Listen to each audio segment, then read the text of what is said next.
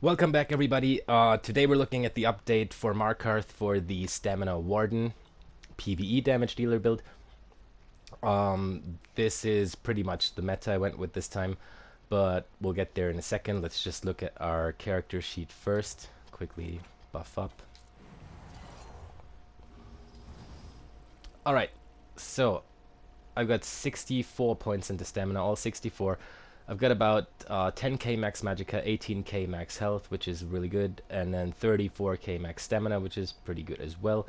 Stam recovery comes in at 1400, which is very nice. Our weapon damage is 3527, and our weapon critical is 56%, but both of those values will go up when we're actually in battle or in combat with the sets that we're wearing and the skills that we're using. Now for the Mundus Stone, using the Shadow here for increased critical damage. And then for food, I'm just running the flat food here, but that's because of the race that my Stamina Warden DPS is, which is not the top race, but I'll get there in a second. So I'm just running the blue food here, which gives me an extra 5,395 max health and about 5k max stamina.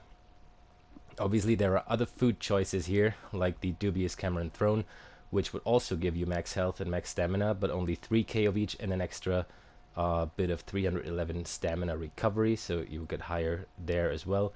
And then obviously the parse food that you use at the 21 million dummy, which gives you no health, but a whole lot of max stamina and a whole lot of stamina recovery to sort of pretend you're in a trial situation and you have your healers behind you who will give you buffs with the Master Resto or Symphony of Blades to help you sustain out a lot. Alright, why can I run the blue food? That's because my Stamina Warden is a Wood Elf, has always been a Wood Elf. That's because it started out as a PvP character.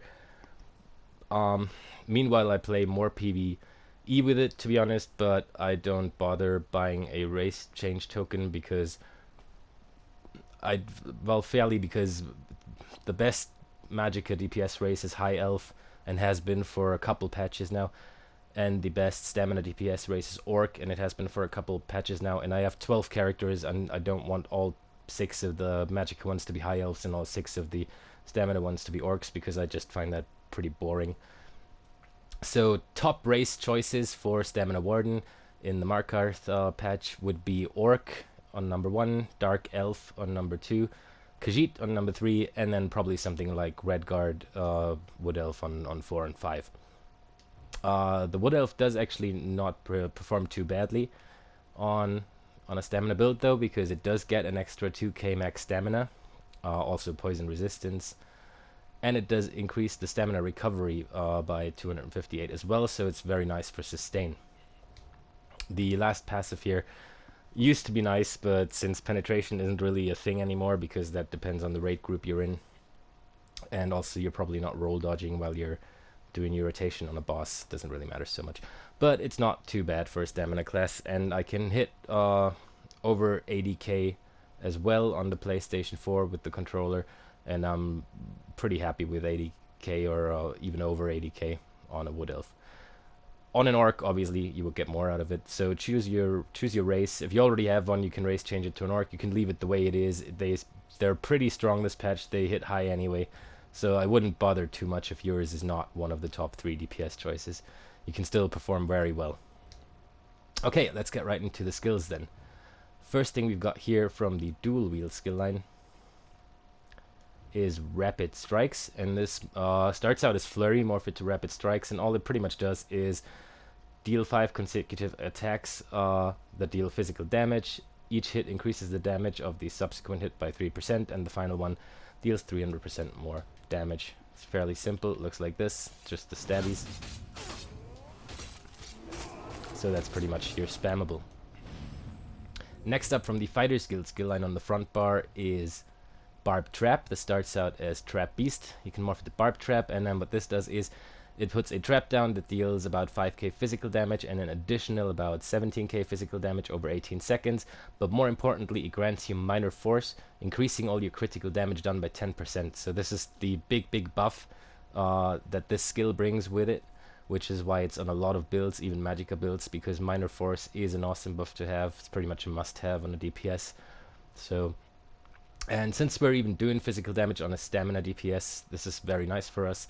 Definitely gonna have that on the front bar, also for the passives of the Fighters Guild, but we'll get into that later.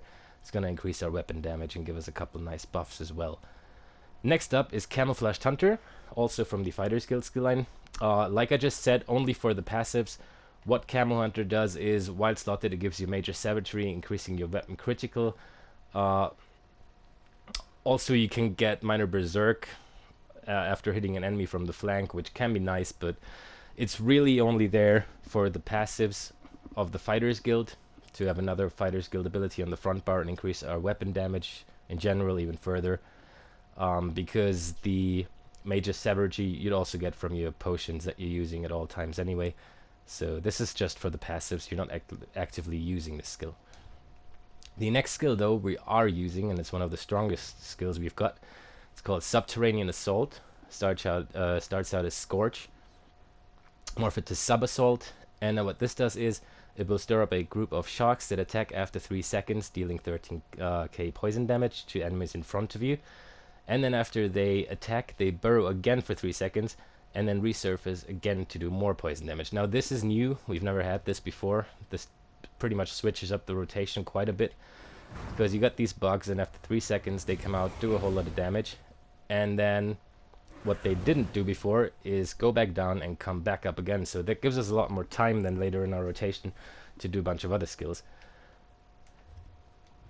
But yeah, this is one of the strongest one you've got on the Warden, so this has to be on the front bar here. And then the next thing we've got is Growing Swarm. This is pretty much a dot, the damage over time thing.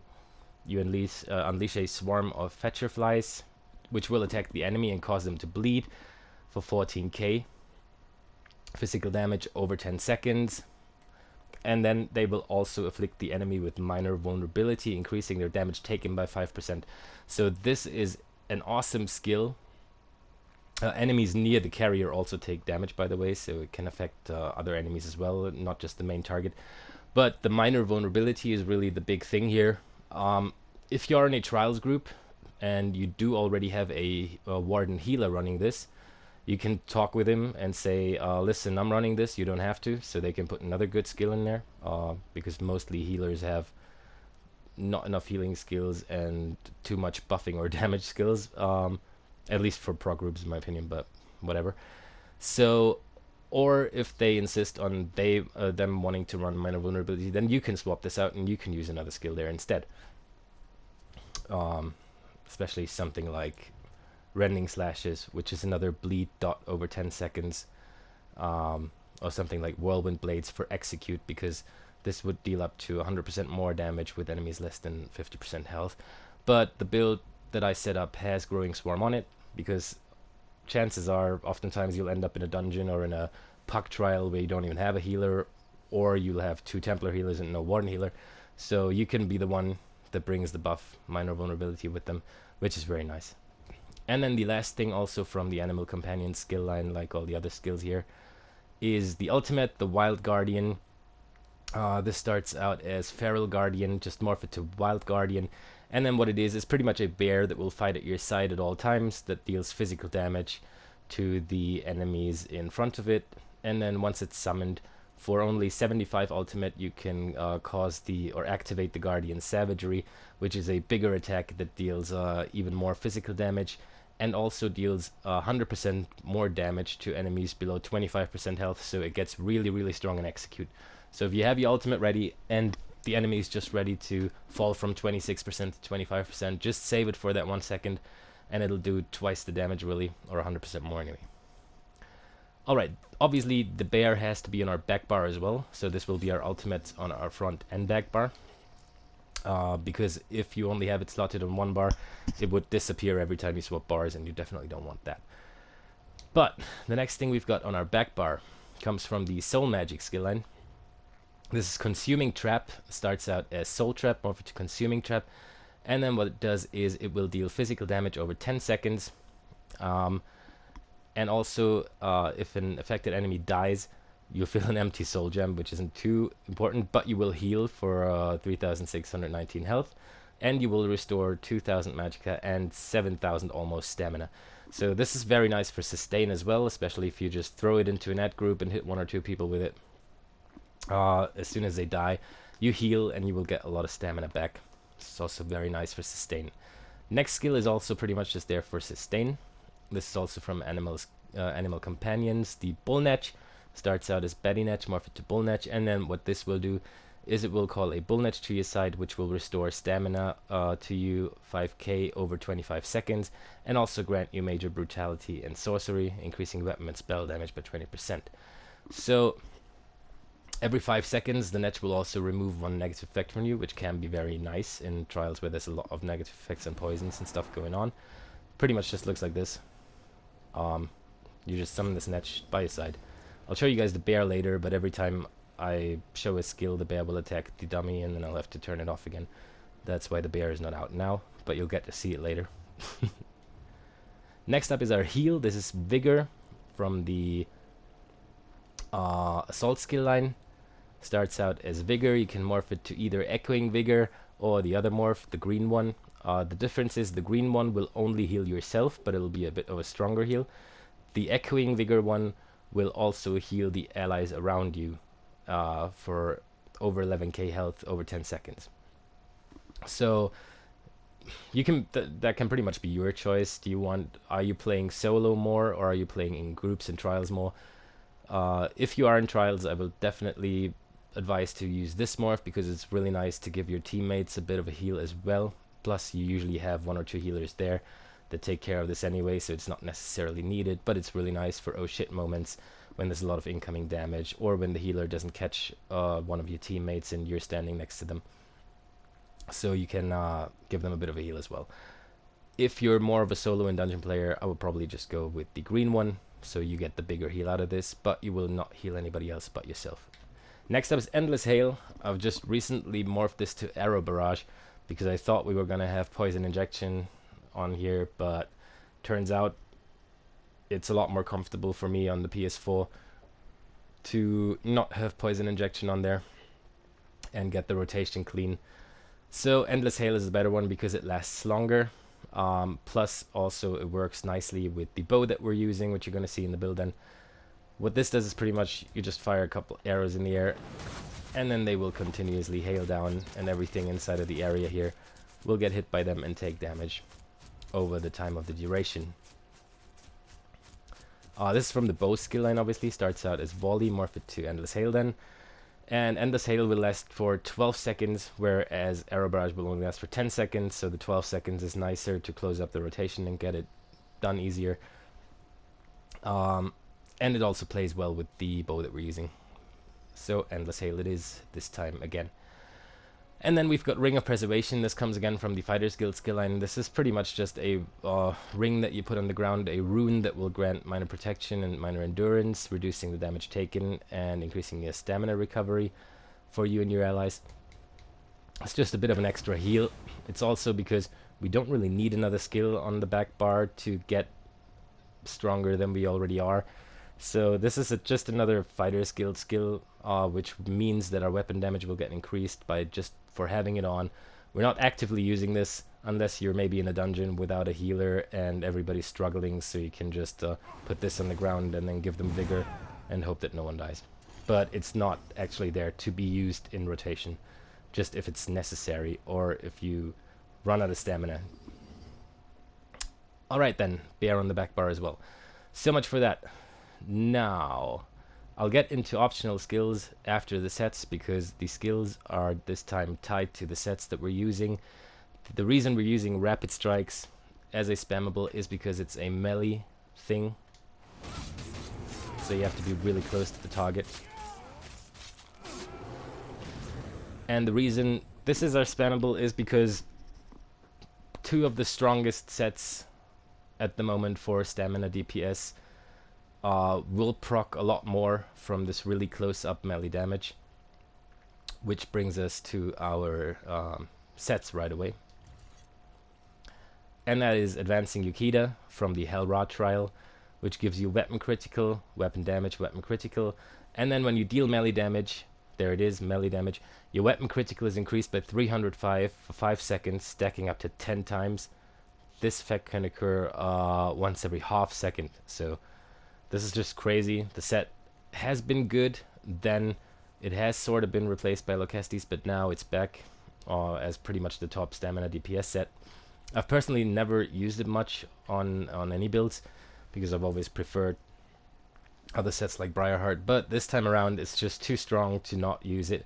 So what you want is an axe and a dagger. It doesn't matter which is on your front bar, as long as the weapon on your main hand is the one in Nirnhond, and the one on the offhand is the one in Precise. Yeah, so that's Precise now, no longer sharpened, because with the change to Pierce armor, tanks can now pretty much crush the boss's resistances so much that there isn't really much needed if they are running stuff like Tremor Scale and Alkush, which they usually have in their setup, or at least in their inventory. There's not really any reason to put a lot of points into spell penetration anymore, and Sharpened would help with the penetration, but that's no longer needed. So you've got Precise here now on the front end, increasing your weapon critical, which is very nice for damage, and Nirnhond on the front hand. And then you want an axe and a dagger. As I said, doesn't matter which one's on which hand, as long as the main hand is Nirnhond and the offhand is the Precise one. Obviously, we've got Jewelry of Advancing Yukita as well.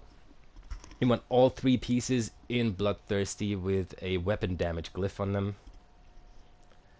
so that you get an extra 174 weapon damage from each jewelry piece. Alright, next set that we're using is our monster set, and that is Selene's from Selene's Web, the dungeon. This gives us 1k max stamina, and then when you deal melee damage, there it is again, melee damage, you have a 15% chance to call an animal primal spirit that mauls at the closest enemy in front of you after 1.3 seconds, dealing 18k physical damage. This can occur every 4 seconds, and it pretty much will as well, because there is so much melee damage going on with rapid strikes, not just on the Warden, but on a lot of stamina builds at the moment, that, yeah, these 2 sets are pretty much the reason why this is our spammable rapid strikes. Now, the last set we're running is still Relicans. This comes from the Cloudrest trial. This is just also super strong and pretty much too good to be left out. You get 2 times 804 weapon critical, you gain Minor Slayer at all times, increasing your damage done to dungeon trial and arena monsters by 5%, and then your light and heavy attacks will apply a stack of harmful winds to the target, and the winds will deal 480 to physical damage per stack every 1 second. Now, you have to reapply the stacks every 1 second and not let them fall off though, so you do that with light attacks. Since it's our body set, doesn't matter if you're on the front or back bar. You'll see now above the skeleton this little wind thing, and it'll count down from 5 to 0, and if you haven't managed to get another light attack in till then, you will lose it, and you don't want to lose it. You always want to keep your 10 stacks, so obviously you have to weave your light attacks nicely. Your light attack skill, light attack skill, light attack skill, and then you see it won't fall off.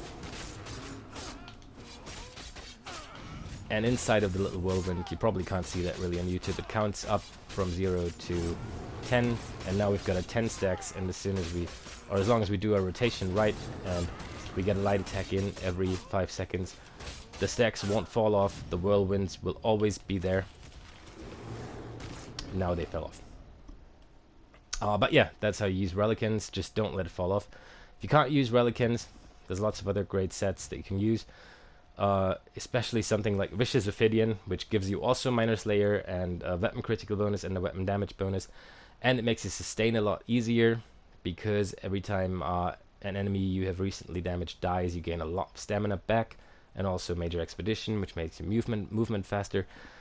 This comes from the Craglorn trials, the Vicious Ophidian set. If you can't run Relicans because you can't keep it up, try and get this one. It's pretty much the second best choice you got here.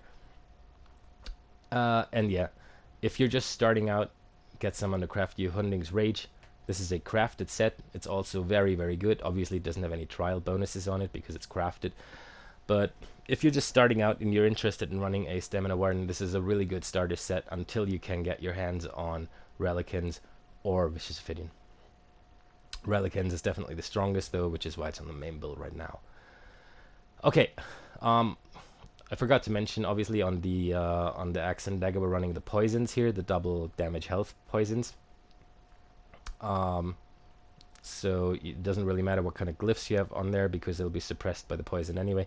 But the poison is a really nice damage boost, so just get those. You can buy those from any vendor, any guild trader in the bigger cities, probably also in the smaller ones as well. And then on our back bar, we've got the Maelstrom's bow. This comes from the Maelstrom Arena. You don't have to run this on veteran anymore. You can just do it on normal and hope that the bow drops. And then you want to get it in infused with a weapon and spell damage enchant on it. So that will increase our weapon damage by 452 5 seconds. That is because of the infused trait. But then this plays well in with Volley, which is our endless hail skill. And it says it increases the damage done, the damage that Volley deals by 430 each tick, and the bonus increases by 143 every time Volley ticks up to a maximum amount of 8 times. So ticks means pretty much like this: 1, 2, 3, 4. So it goes on for 12 seconds, and every time it ticks up to 8 times, the damage will be increased. So you can pretty much watch it on dummy as well, if you don't look out for the crit ones. So now it's 1,300, 1,700, 1,800, 1,900, 2,000. So it gets stronger and stronger and stronger. And that's what the Maelstrom bow does. And then also, you've just seen the numbers tick. Your glyph is not just giving you weapon damage 5 seconds, because that can be renewed as long as it ticks as well. And we're never letting Volley run out or Endless Hail, so this can be there all the time. Yeah. Okay, so much for that. Now, let's quickly get into the optional gear set. If you don't have Advancing Yukita and you can't be bothered to farm that stupid Hellrot trial, there's always Briarheart. So you can always run Briarheart, which is just a random overland set from Hrothgar. It's very, very strong still. You want an axe and a dagger as well. One of them in Nirnhond and one of them in Precise. And then Briarheart gives you 2 weapon crit bonuses and max stamina bonuses. And when you deal critical damage, which you will a lot, you increase your weapon damage by 450 for 10 seconds. While this effect is active, your critical strikes also heal you. So this is a very strong set. This boosts your weapon damage incredibly. It's really not something to just be thrown aside. Obviously, Advancing Yukita is the stronger option at the moment, but Briarheart is still really, really strong. So if you wanted to use Briarheart, you can do that as well still. Also, if you want to be a bit more flexible in a dungeon and not just only be able to do your full damage potential while you're standing right in the face of the boss, which is kind of a stamina's job, but anyway, you could also use Velidreth as a monster helmet, which gives you a weapon damage bonus and deals disease bonus in a longer range. This comes from the Cradle of Shadows dungeon. It's not so easy to get if you're not used to the game, but it's a really, really great option as well. It comes in a little bit behind Celine's in terms of DPS, but it's nice because it's sort of ranged, and there's 3 balls of 3 disease spores that will roll out in different directions and deal damage for you.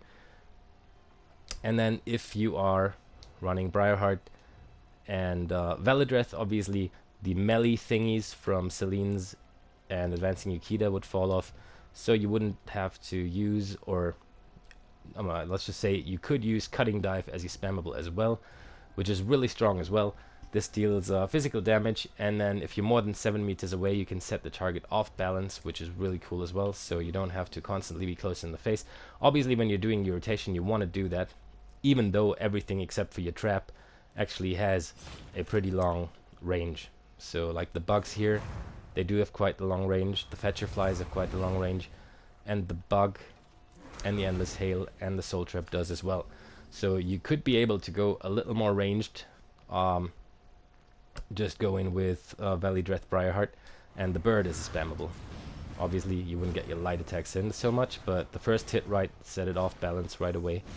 So it's still a really good option on Stamina Wardens.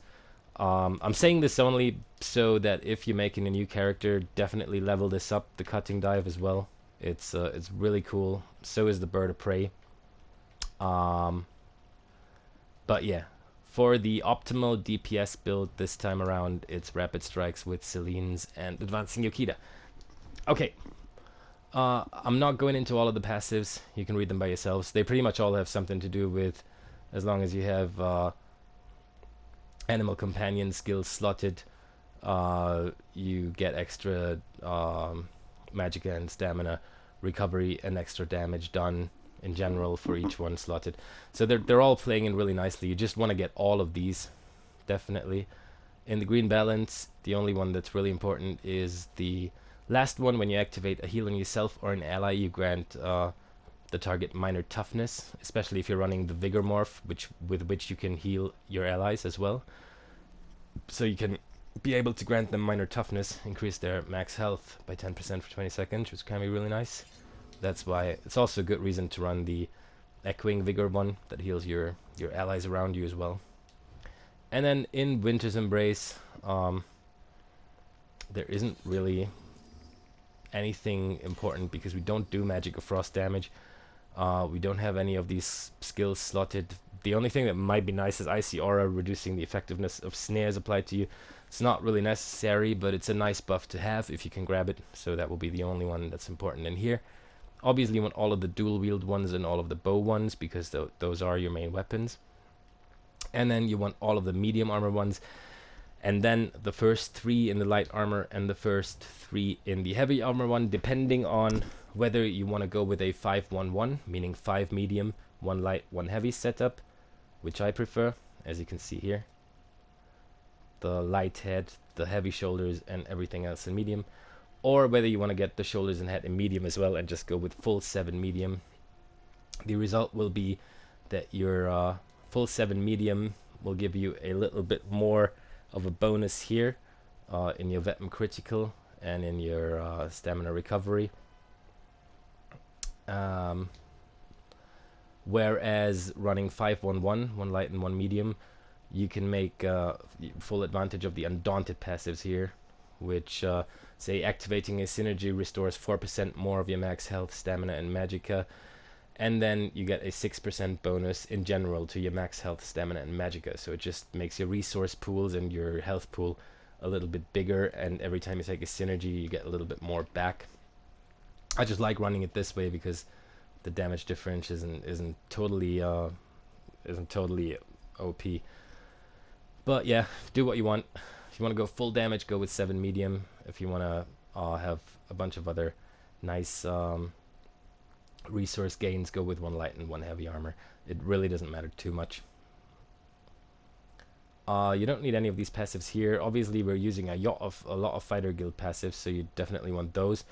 This is the main important one, which increases your weapon damage by 3% for each fighter's guild ability slotted, which is why we have the Camo Hunter on that bar and the Ring of Preservation on the back bar, just to get an extra bit of a bonus. And then also you generate 9 ultimate when you kill an undead Daedra, a werewolf, and your fighter's guild abilities deal an additional 20% to undead Daedra and werewolves. So the second two being not the main thing, but this one, the Slayer one, is definitely 6% more weapon damage is a really nice buff. So definitely want to get that as well. Both of the Undaunted ones, as I just said, you don't need anything in the PvP ones. Obviously you want all of your racial ones, and then you want medicinal use here, so your potions last longer and they don't run out before you can recast them or reapply them, so to speak. Okay, that's about it. So now that you know what the skills are doing and how it's set up, let's quickly look at the rotation. It's not been too easy to find a good rotation for the PlayStation, actually, with this one, especially with the double casting sub assault now. But one thing that works really nicely for me that I hit way over 80k with practicing all day today was starting out with Endless Hail. Obviously you want to keep your net up, you just cast that when it runs out, but the rotation, you start with Endless Hail, then you're Consuming Trap, and then you swap bars, Light Attack, do 1 sub assault, and then 4 skills, so 4 times Rapid Strikes, and then another sub assault and 4 skills, but this time the 4 skills will be Fetcher Infection, Barb Trap, Bar Swap, Endless Hail, and Soul Trap or Consuming Trap. So you got your the first 4 skills will be the Rapid Strikes, and then another sub assault, and then the next 4 skills will be all of your dots. So Fetcher, Barbed, Endless Hail, and Consuming Trap. And then the Bear, you can always cast the Bear instead of one of the Rapid Strikes when it's ready. So this might sound confusing. It's actually really, really easy. You start out with a Barbed Trap. Then you go Hail, Consuming, Sub Assault. Then you got your 4 Rapids. 1, 2, 3. We'll choose the Bear instead of the 4th one. Another Sub Assault. And now your Fetcher, your Barbed Trap, and again on the back bar your Hail and your Consuming. And then another Sub Assault. 4 Rapids. 2, 3, 4. Another Sub. And then your Fetcher, your Barbed, your Endless, your Consuming, and another Sub. Again, 4 Rapids. The Bear instead of the last one. Another Sub. Fetcher, Barb, Hail, Consuming, and Sub. 4 Rapids. Sub. Oops. Fetcher, Barb, Hail, Consuming, and Sub again. Bear, and 3 Rapids. So, this is so easy. Like, this is really, really, really simple. You just do Sub Assault 4 skills, Sub Assault 4 skills, and the first 4 will be 4 Rapid Strikes, unless the Bear is ready. And the next 4 will be all of your dots. So Fetcher, Barbed, and then on the back bar, Hail, Consuming, front bar, Sub, 4 Rapids again. And yeah, I thought there might be rotations, definitely, or there definitely are rotations, especially non-static ones, that will get you more damage. But as I said before, even on a Wood Elf with this rotation, I could hit way over 80k, so it's really simple. Sub Assault 4 skills, Sub Assault 4 skills, and it's constantly static and always the same 4 skills. Just don't forget to put your light attack in every time you swap to your front bar. So when you come back from Hail and Consuming Trap, front bar, first the light attack and then the Sub Assault. That's pretty important, because if you don't do that, you will lose the damage of 1 light attack every time you swap to your front bar, which is quite a lot in a parse like that on a 21 mil. But yeah, that is about it then. Champion points: 72 in Ironclad, 16 Spell Shield, 56 Hardy and Elemental Defender, 51 Thick-Skinned, 19 Quick Recovery, 44 Warlord, 75 Tenacity and Mooncough, 20 Shadow Ward, 56 Tumbling, nothing in the Apprentice. And then here, this is obviously for Trials and the 21 million dummy. So Physical Weapons Expert, 18 and 66 in Master at Arms, 56 Thaumaturge, 66 in Precise Strikes, 64 in Mighty, and 0 into Piercing. But this is where you're expecting your tank to wear Alkosh, Tremor Scale, and your Trials team to be set up for Stamina DPS. If that is not the case, you will obviously have to raise these here. There's websites on the internet, especially ESO University. They have a really cool calculator where you can just type in how much you need in general for your physical penetration, and then you can look up how much points you have to put in here. Remember though, when you take points out of here, I'll just quickly show that. Don't do it like this. Put like 4 points in here and leave this at 2137 when it would go down to 2118, because only full percent counts still in ESO. So this is exactly the same as this, or is this. It's all just 21%. You'll not get the bit behind the comma. So if you're messing with the champion points, just make sure that you're always on the, like say this on the next full percent to make it count, because this isn't worth anything. This is just a waste of about 4 champion points. Alright, so much for that. Let's get out of here without having to pay. Okay, that's the build. I'll quickly repeat the thing again. Rapid Strikes, Advancing Yukita, Selines, and Relicans. Or you could choose Briarheart on the front bar and Validreth as a monster set, and the cutting dive as a spammable if you needed to be a bit more ranged or a bit more mobile or flexible or dodging around. And then if you're just starting out, go with Hunding's Rage on the buddy. Any monster set you can pick up for now, or get someone just to craft you a helmet that has stamina pieces until you can get into Celine's. It's not the hardest dungeon in the world, so people can probably take you through it if you have a nice guild. So Hunding's, Celine's, or any helmet really. And Briarheart as well, because Briarheart you can randomly farm in Hrothgar if you have that DLC. Or just buy from the guild traders as well.